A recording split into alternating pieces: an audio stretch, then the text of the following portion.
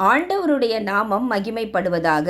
2 Samuel 8ஆம் அதிகாரம் 5வது வசனம் சொல்லுகிறது, தாவீது 22,000 சீரியரை அவன் வெட்டினான். 13வது வசனம் சொல்லுகிறது, தாவீது உப்பு பள்ளத்தாக்கிலே 18,000 சீரியரை முறியடித்து திரும்பின பொழுது கீர்த்தி பெற்றான் என்று சொல்லப்பட்டிருக்கிறது. இந்த சீரியர் யார்? பாலஸ்தீனத்திற்கு அடுத்த மத்திய தரைக்கடல் கிழக்கே உள்ள பகுதியிலே வசித்தவர்கள். இவர்களுக்கு அராமியர்கள் என்கிற பெயர் முன் நாட்களிலே இருந்தது.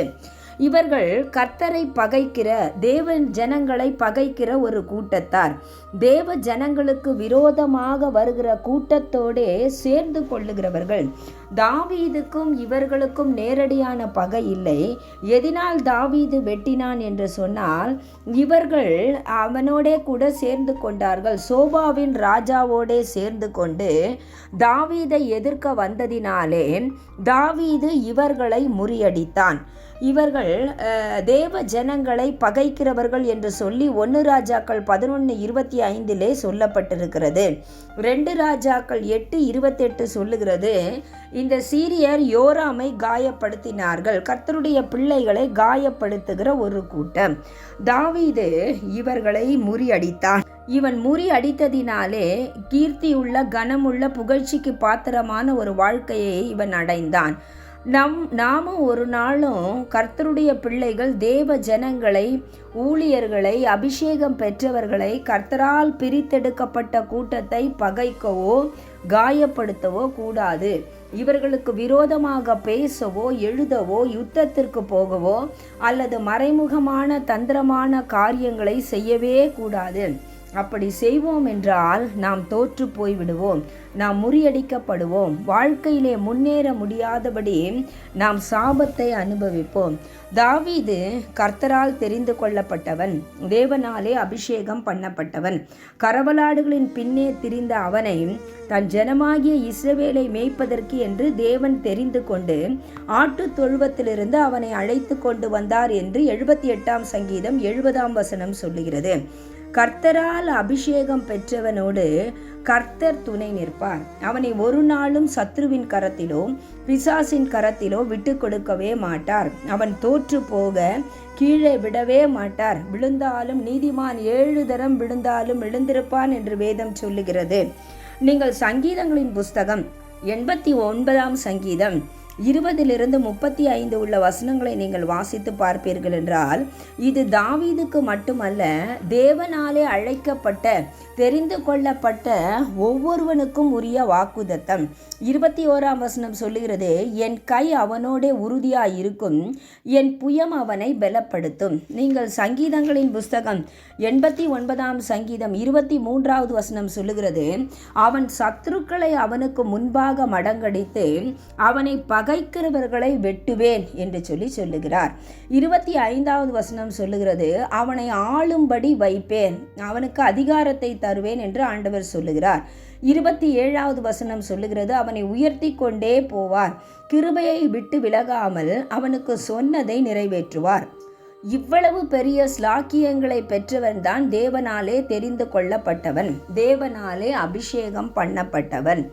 தேவன் ஒரு நிலையிலே ஒருவனை அழைத்து அவனை வைத்திருப்பார் என்றால், அவனுக்கு பகையாக, அவனுக்கு எதிரியாக போகிறவர் கூட்டத்திலே நாம் ஒரு நாளும் இருக்கக்கூடாது. இன்றைய செய்தி, நீங்கள் யார் பக்கத்திலே இருக்கிறீர்கள்? கர்த்தர் பகைக்கிறவர்களுடைய பக்கத்திலே இருக்கிறீர்களா, அல்லது கர்த்தர் துணை செய்கிற அபிஷேகம் பண்ணப்பட்ட மனிதனோட கூட இருக்கிறீர்களா? தேவனுக்கு விரோதமாக, தேவ பிள்ளைகளுக்கு விரோதமாக செயல்படுகிறவர்கள் உடைய வாழ்க்கையிலே ஆதரவு அளிக்கிறவர்களாக நாம் இருக்கக்கூடாது. அவர்களுடைய முடிவுகள் மகா பயங்கரமாய் இருக்கும். உதாரணத்திற்காக நான் ஒரு சில காரியங்களை சொல்லுகிறேன். நீங்கள் 2 நாளாகமம் 19வது அதிகாரம் 2வது வசனத்தை வாசித்தால் யோசபாத்தை குறித்து சொல்லப்பட்டிருக்கிறது. யோசபாத் ஒரு அருமையான ராஜா. கர்த்தர் யோசபாத்தோடே இருந்தார் என்று 17ஆம் அதிகாரம் 3ஆம் வசனம் சொல்லுகிறது. அவன் கையிலே ராஜ்யபாரத்தை திடப்படுத்தினார். அவன் வர வர மிகவும் பெரியவனானான். அவனுக்கு மிகுந்த ஐஸ்வர்யமும் கனமும் உண்டாயிற்று. அவன் விக்கிரக தோப்புகளை அகற்றினான். கர்த்தருடைய பார்வைக்கு செம்மையானவளை செய்து தாவீதின் வழியிலே நடந்தவன் தான் யோசபாத். ஆனால் இந்த யோசபாத் மிகவும் ஐஸ்வர்யமும் கனமும் பெருகின பொழுது இவன் 2 நாளாகமம் 18:1 ஆகாப்போடே சம்பந்தம் கலந்தான். அதாவது ஆகாப்பின் குமாரனாகிய அகசியா என்கிறவனை தன்னுடைய மருமகனை ஆக்கி கொண்டான். அவனோட தோழமையாய் இருந்தான். இந்த ஆகாப்போடைய சம்பந்தம் கலந்ததினாலே இவன் தேவ பிள்ளைகளுக்கு எதிராக, தேவன் பகைக்கிற ஒரு கூட்டத்துக்கு எதிராக செயல்பட வேண்டிய நிலைமைக்கு இவன் தள்ளப்பட்டான். தேவ ஜனங்களுக்கு விரோதமாக சண்டைக்கு, யுத்தத்துக்கு போக வேண்டிய நிலைமைக்கு இவன் தள்ளிவிட்டான். இந்த ஆகாப் யார்? ஆகாப்பின் தலைமையிலே சாபம் இருக்கிறது. கர்த்தர் எலியாவை கொண்டு ஆகாப்பையும் அவன் வீட்டாரையும் சபித்தார். சுவரிலே நீர் விடுகிற ஒரு நாய் கூட ஆகாப்புக்கு இருக்காது என்று ஆண்டவர் 1 ராஜாக்கள் 21:25 சொல்லுகிறதை நாம் வாசிக்கிறோம். அவன் பொல்லாப்பு செய்யும்படி தன்னை விற்று போட்டவன் தான் ஆகாப். இப்படிப்பட்டவனுக்கு யுத்தத்திலே உதவி செய்ய யோசபாத் போனான். நீங்கள் 2 நாளாகமம் 18வது அதிகாரம் 31வது வசனத்தை வாசித்தால் வேதம் சொல்லுகிறது, யோசபாத் கூக்குரல் இட்டான். யோசபாத்தே, உனக்கு ஏன் இந்த கூக்குரல்? ஏன் கர்த்தர் உன்னோடு கூட இருக்கிறாரே, உனக்கு ஏன் இந்த நிலைமைனா? அங்கே தீர்க்கதரிசி வந்து யோசபாத்தை பார்த்து சொல்லுகிறான், நீ என்ன செஞ்சனா, கர்த்தரை பகைக்கிறவனோடே நீ இப்போ சேர்ந்து கொண்டாயே, இதனாலே கடும் கோபம் உன்மேலே வர இருந்தது. ஆனால் நீ செம்மையான காரியங்களை செய்ததினாலே, கர்த்தருடைய பார்வைக்கு நன்மையான காரியங்களை செய்ததினாலே அந்த கூக்குரலோடு நின்று விட்டது. மேலும் கர்த்தர் என்ன செய்யலனா, யோசபாத்தை அவர் அழிக்கவில்லை. 2 நாளாகமம் 19வது அதிகாரம் 2வது வசனத்திலே யகு என்னும் ஞான திருஷ்டிக்காரன் கேட்கிறான், துன்மார்க்கனுக்கு துணை நின்று கர்த்தரை பகைக்கிறவர்களை நீர் சிநேகிக்கலாமா? என்னை கேட்டுக்கொண்டிருக்கிற தேவ ஜனமே, இன்றைக்கு நம் யார் பக்கத்திலே இருக்கிறோம்? துன்மார்க்கருக்கு நாம் துணை போகிறோமா? அல்லது துன்மார்க்கருக்கு நாம் ஆதரவாக இருந்து அவர்கள் செய்கிற தீமையான காரியங்களுக்கு நேர்முகமாகவோ மறைமுகமாகவோ நாம் சப்போர்ட் பண்ணி கொண்டிருந்தால் நம்முடைய வாழ்க்கையிலும் கூக்குரல் வரும் என்பதை நாம் மறந்துவிடக்கூடாது. 2வதாக இந்த யோசபாத் செய்த தவறு என்ன? அவன் என்ன செய்கிறான்? இவனோட சேர்ந்து தோழமை பண்ணி கொண்டிருக்கிறான். தோழமை பண்ணுகிறது மாத்திரமல்ல, இவன் என்ன செய்கிறான்? அவனோட சேர்ந்து கப்பல்களை அவன் செய்கிறான். நீங்கள் 2 நாளாகமத்தின் புஸ்தகம் 30வது அதிகாரத்திற்கு நேராக வருவீர்கள் என்றால் அங்கே சொல்லப்பட்டிருக்கிறது, அவன் 2 நாளாகமம் 20வது அதிகாரம் 2 நாளாகமும் 20வது அதிகாரம் 35-36 வாசித்தால், அவன் பொல்லாப்பு செய்கிறவனாகிய அகசியா என்னும் இஸ்ரவேலின் ராஜாவோடே தோழமை பண்ணினான். இது ஒரு பிஸ்னஸ் ஃபெலோஷிப். இவன் சேர்ந்துட்டு கப்பலை செய்கிறான். ஆனால் அந்த கப்பல்கள் உடைந்து போயிற்று. எசியோன் கேபேரில் உடைந்து ஒரு நஷ்டம் உண்டாயிற்று. யோசபாத்தே, இதுவரை நீ நஷ்டத்தை அனுபவிக்கவில்லை. இதுவரை உன்னுடைய வாழ்க்கையிலே கூக்குரல்கள் வரவில்லை.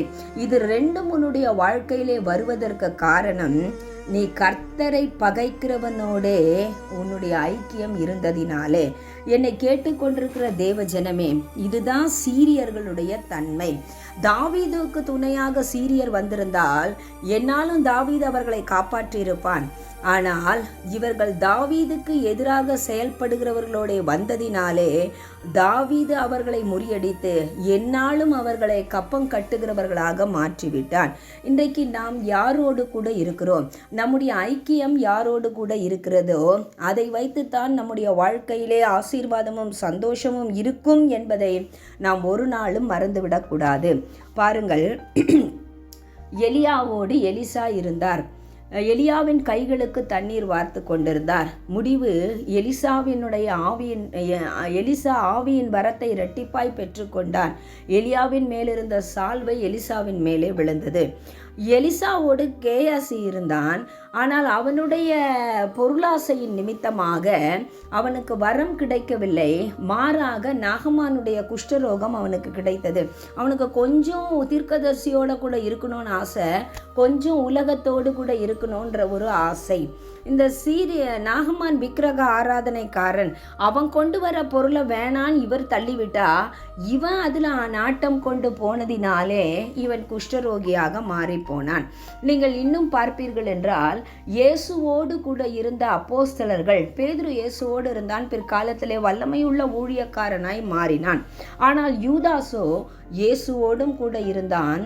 ஆனால் அப்பப்போ பிரதான ஆசாரியர்கள், கர்த்தரை பகைக்கிறவர்கள், இயேசுவுக்கு விரோதமாக செயல்படுகிற கூட்டத்தோடே தொடர்பு உள்ளவனாய் இருந்தான். மறைமுகமாக அவன் செயல்பட்டான். முடிவு என்ன? அப்போஸ்தல பட்டத்தை இழந்தான். ஏன் வாழ்க்கையை இழந்து போனான். இன்றைக்கு நம்ம யார் பக்கத்தில் இருக்கிறோம்?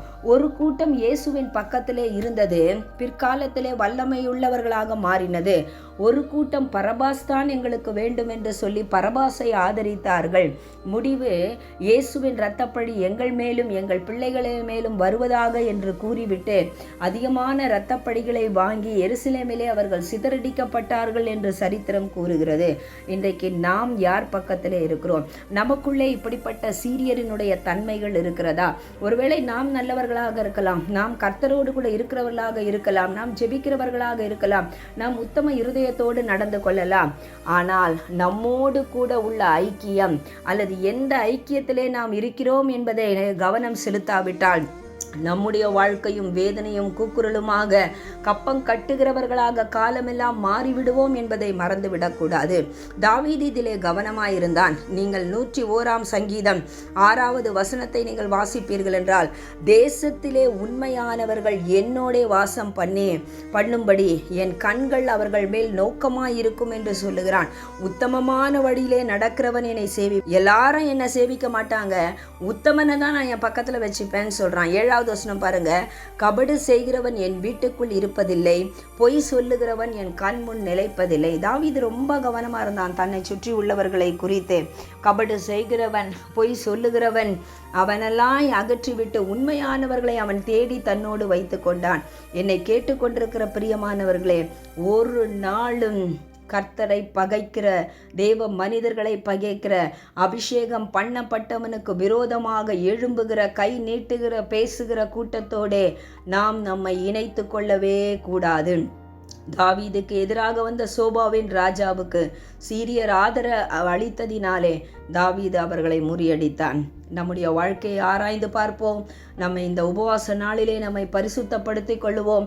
நம்முடைய ஐக்கியங்களை ஆராய்ந்து பார்ப்போம். அதனால தான் பவுல் இளம் ஊழியன் ஆகிய தீமோத்தேயுக்கு எழுதும் பொழுது அவர் எழுதுகிறார், நீ என்ன செய்யினா சுத்த இருதயத்தோடே கர்த்தரை தேடுகிறவர்களோடே கூட போய் நீ சேர்ந்துக்கோப்பா. நீ எல்லாத்தையும் விட்டுடு, பாலியத்துக்குரிய இச்சைகளை விட்டுடு, அல்லது இச்சைகளால் நிறைந்த மனிதர்களை விட்டுடு. இப்படிப்பட்ட ஐக்கியத்தை விட்டு விலகி 2 தீமோத்தேயு 2வது அதிகாரம் 22ஆம் வசனத்தில் சொல்றாரு, சுத்த இருதயத்தோடே கர்த்தரை தொழுது கொள்ளுகிறவர்களுடனே நீதியையும் விசுவாசத்தையும் அன்பையும் சமாதானத்தையும் அடையும்படி நாடு என்று சொல்லுகிறார். நாம் யாரை விட்டு பிரிய வேண்டும், யாரோடு சேர்ந்து கொள்ள வேண்டும் என்பதை இந்த உபவாச நாளிலே கர்த்தர் நமக்கு தெளிவுபடுத்தி நம்மை ஆசீர்வதிப்பாராக. ஆமென். God bless you all.